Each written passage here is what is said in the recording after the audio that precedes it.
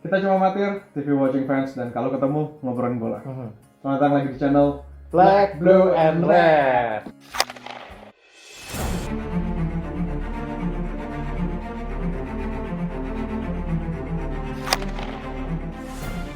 Sesuai judulnya, episode kedua ini adalah tentang episode keduanya Cristiano Ronaldo di Manchester United. Ya.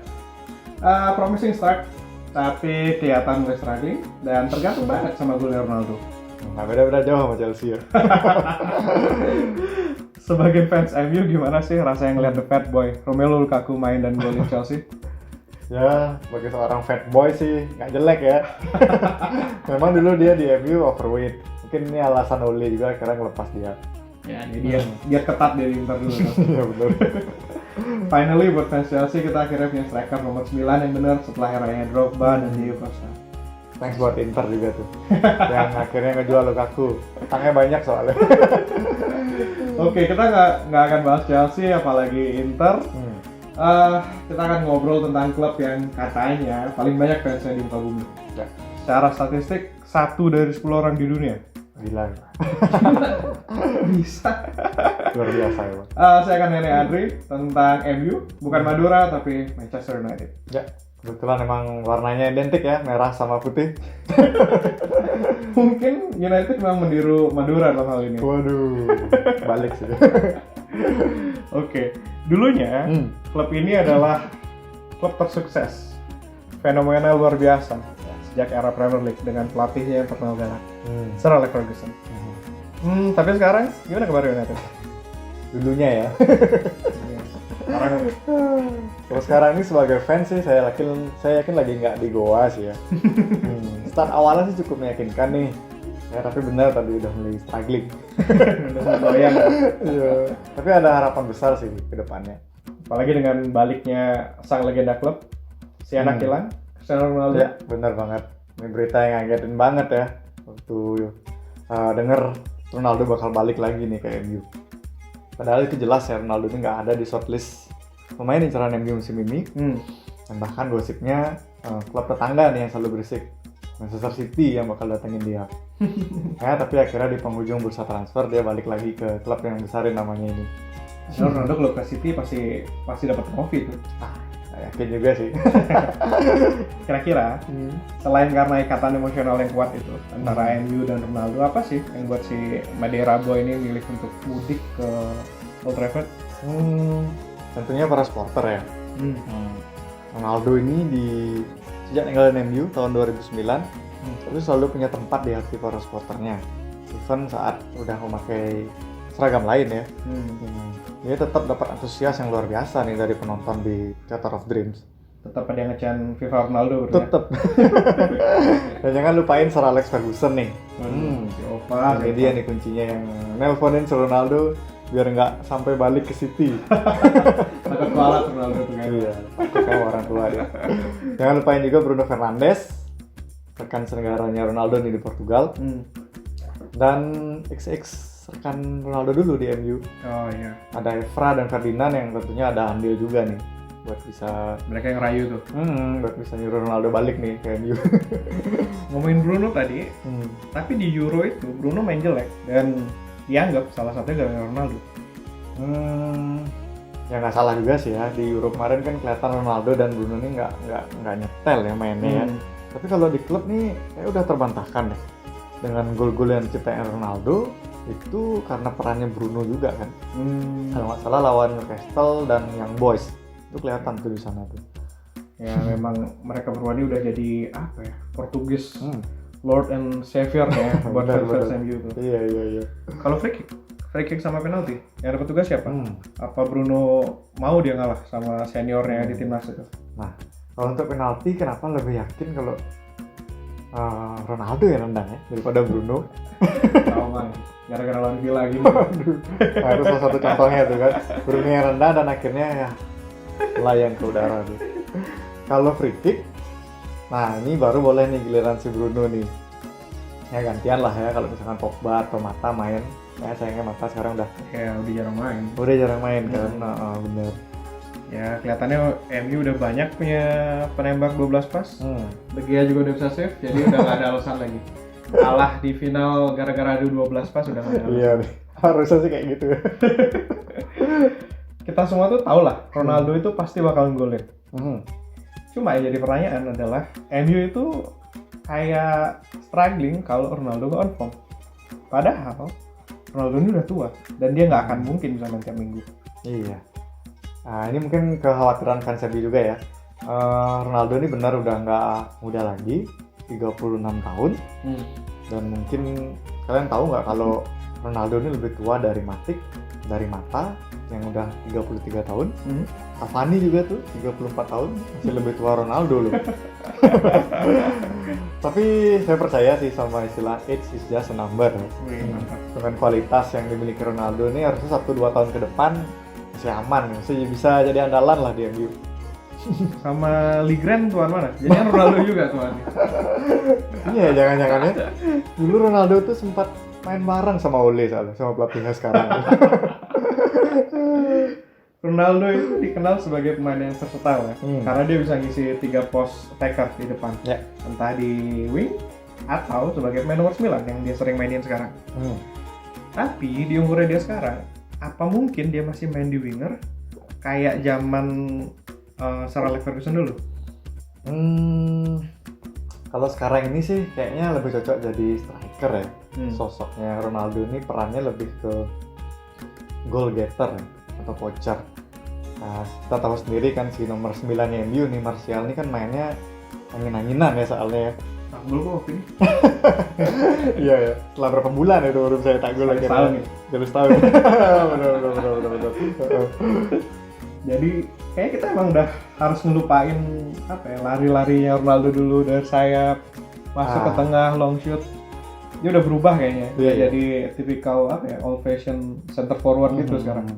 Ya itu udah jadi tugasnya Sancho atau Rashford lah nanti ya. Greenwood juga bisa tuh. malah mirip Nistelrooy. Sekarang malah mirip Nistelrooy jadinya perannya. Cuma yang lucu gara-gara Ronaldo juga, itu yang ngebuat pemain kayak Daniel James harus hengkang karena udah nggak dapet tempat lagi di squad.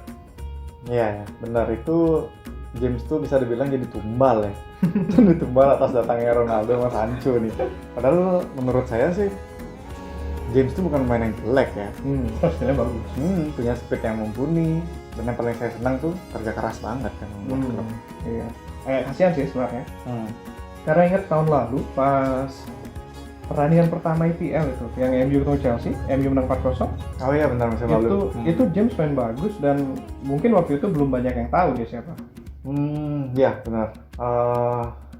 Jadi ingetin kayak Herrera ya dulu pas di MU. Oh iya. Tipikalnya pekerja keras, mati-matian, banting tulang lah demi klub. Rela mati lah untuk klub. Rela mati buat klub. Tapi juga domino efek gara-gara James hengkang itu yang ngebuat Ronaldo bisa pakai nomor 9-nya lagi. Ya, thanks to Cavani yang rela nih ngasih nomor 7 keramatnya ke Ronaldo. Dan akhirnya si Cavani pakai nomor 21 ya yang ditinggal sama si James. Jadi nggak akan ada, tetap kita bisa manggil CR7. CR28. Oke. Selain berhasil dapetin transfer jackpot bernama Ronaldo, kita semua tahu lah big needs-nya MU itu ada di defensive midfielders sama right wings. Right wings mereka dapetin Sancho. Terus mereka juga untuk improvement mereka jelas perlu center back dan mereka berhasil dapetin Varane. Ini jelas nama-nama yang mewah. Yang satu udah juara Liga Champions 4 kali, World Cup bahkan. Yang lagi satu disebut-sebut sebagai The England's Neymar katanya. Bahkan dari 2 tahun yang lalu. Ya ini jelas ya, dengan datangnya Varane dan Sancho ini jadi great addition to the club. Terutama di sektor pertahanan nih, yang selama ini diisi sama Maguire dengan tandemnya Lindelof dan Bailey. Nah kita tahu penampilan mereka kan masih bisa dibilang belum konsisten ya. Angin-anginan. Sama Bailey yang sering cedera juga tuh ya. Betul. Ya dengan adanya Varane ini sih, saya berharap ini jadi tambahan yang berharga banget ya. Dengan pengalaman yang dia miliki, ini harusnya jadi bantuan besar sih. Oke, Varane memang udah berhasil untuk segel satu tempat lah di starting 11. Tapi Sancho, slow start kayaknya sejauh ini, dan apa emang dia sehebat yang diberitain media? Kalau secara statistik sih sejak di Dortmund, Sancho ini udah kelihatan memang pemain muda yang berbakat ya. Selain gol-gol yang dicetak, juga dia bisa nyiptain asis-asis yang brilian. Ya tapi so far kayak nggak ada andilnya buat MU. Nggak tahu sih, tapi kayaknya udah mulai banyak yang bakal bilang dia bakal flop dan malah kayak bakal ada hashtag Save Sancho nih akhir musim. Jangan dong. Ya, terlalu dini ya kalau mau bilang Sancho ini adalah sebuah pembelian yang flop. Semoga aja Ole masih bisa ngasih menit bermain nih buat pemain muda ini. His time will come. Semoga ya. Jadi harusnya cukup puas lah ya sama squadnya MU sekarang. Kalau dari lini serang nih, lini depan MU, ini sebenarnya udah bagus banget ya. Cuma ngerasa kalau di sektor lini tengah nih, di gelandang bertahan terutama ya, ini kayaknya MU ini perlu satu pemain yang emang kuat, yang emang bisa matahin serangan lawan. Ya kita tahu di MU itu ada McFred, duo The McFred ya. Duo McFred ya, Fred dan Scott McTominay ini yang ya kita tahu duetnya bisa dibilang nggak konsisten juga ya. Karena mereka punya Matic kan? Iya, mereka punya Matic yang kalau seandainya 3-4 tahun lebih muda, wah ini sebenarnya bisa ya. Telat nih MU beli Matic. Ya dia emang jadi agennya Chelsea ya. Sama kayak waktu Chelsea ngelepas David Luiz sama siapa tuh? Willian ke Arsenal. Jahat banget ya sini ya. Buat ngancurin klub-klub rival aja tuh. Gila. Terus kalau panik buying musim lalu dari Van de Beek, ya. kayaknya dia nggak akur sama Ole, dan nggak tahu ya, harusnya dia bisa dicoba dong untuk main di defensive midfielders. Iya. Untuk ngisi posnya duo The McFred tadi tuh. Kenapa enggak ya? Kita tahu di Ajax dulu Van de Beek memang posisi aslinya adalah CAM ya, attacking midfielder. Tapi ternyata dia dulu di Ajax tuh pernah main sebagai gelandang nomor 6 atau nomor 8. Dan di MU, maksudnya asistennya Ole sendiri, mereka punya Michael Carrick loh, yang harusnya bisa jadi mentor yang sempurna dong untuk itu. Iya. Carrick itu main di posisi itu, satu orang yang diri di depan 4 back itu. Dan mungkin ya kita pasti masih ingat lah gaya mainnya seperti apa. Dia bisa jaga ruang, bisa baca permainan, distribusi bola juga bagus. Nggak tahu, mungkin kayaknya dia satu-satunya regista yang Inggris pernah punya kayak sampai sekarang. Semoga Ole sama Carrick denger ini ya. Biar si Carrick tuh bisa ngasih petuah dan ilmu-ilmunya nih buat si Van de Beek ya. Setidaknya Ole bisa ngasih menit bermain yang lebih lah buat si Van de Beek nih di posisi gelandang bertahan. Ya selama belum dapat gelandang pertahanan yang baru, pemain yang baru. Maya wajib dicoba. Wajib dicoba. Ini jadi kayak nggak tahu season keduanya untuk Fridoni ini. Iya. Kalau sampai akhir musim ini jarang main juga, pasti bakal jadi season terakhir nih. Pasti bakal lepas kayaknya. Ya kasihan juga ya talenta yang bagus kayak gitu, kebuang sia-sia. Terus kalau ini pertahanan, kayak udah aman sekarang. Ya nggak aman-aman banget sih. Sudah lebih baik jelas dari musim lalu dengan datangnya Varane, tapi ngerasa kalau ada satu pemain lagi nih, terutama di back kanan yang diisi sama Aaron Wan-Bissaka nih, ada satu pemain yang bisa cover mungkin atau jadi kompetitor nih buat AWB. Kita tahu selama ini kan di kiri lah. Ya benar. Kita tahu selama ini kan hampir nggak tergantikan nih si Bissaka nih, kecuali red card kemarin ya. Ya benar. Ya, gimana akhirnya Dalot main. Ya semoga aja Dalot nih bisa tampil lebih baik ya pasca peminjaman dia dari Milan ya. Iya. Udah balik lagi dari Milan. Jadi harusnya aman lah ya, selama mungkin nggak ada bencana kayak Liverpool tahun lalu. Nggak banyak cedera. Banyak cedera, jadi harusnya aman. Terus seberapa yakin Maguire bakal bisa angkat trofi akhir musim nanti? Tentunya lebih yakin sih dari musim lalu dengan squad yang ada. Ya paling nggak dengan squad ini bisa dapat FA Cup ya itu udah prestasi ya. Carabao Cup udah terlunasi soalnya. Bener. Target FA aja dulu. Targetnya FA aja dulu. Ya sama kayak Ferguson dulu lah. Sebelum dapat 36 trofi, 37 atau 36 trofi itu FA Cup itulah pembukanya tuh. Jadi yang pertama. Ya kalau masih nggak bisa angkat piala juga, harusnya tahun depan MU harus ngangkat pelatih baru. Wah ini harus setuju sih so, kalau kalau tentang ini. Ya semoga aja tahun depan masih ada lah ya pelatih bagus yang nganggur. Well, segitu dulu ngobrolnya tentang Red Devils, Manchester United.